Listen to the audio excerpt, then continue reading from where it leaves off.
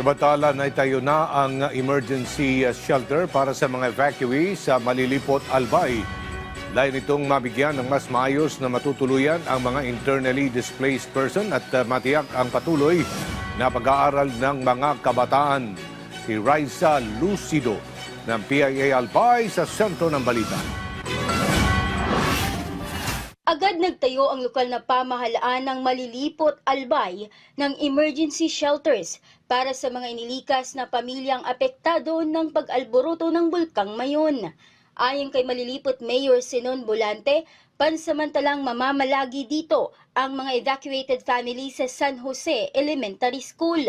Aniya, layunin nitong maiwasang maantala ang mga bata sa kanilang pag-aaral. Sa ngayon naman, yung plano namin, para gusto ko, hindi na kami makasagabal sa mga bata na nag-aaral.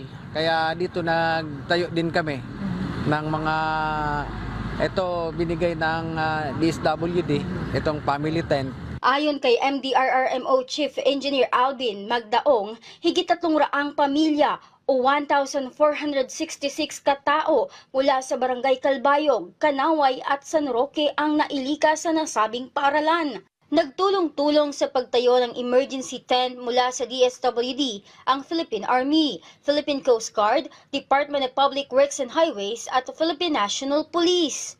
Isa ang San Jose Elementary School sa personal na binisita ni DSWD Secretary Rex Gatchalian nitong Webes upang masuri ang kalagayan ng mga evacuees.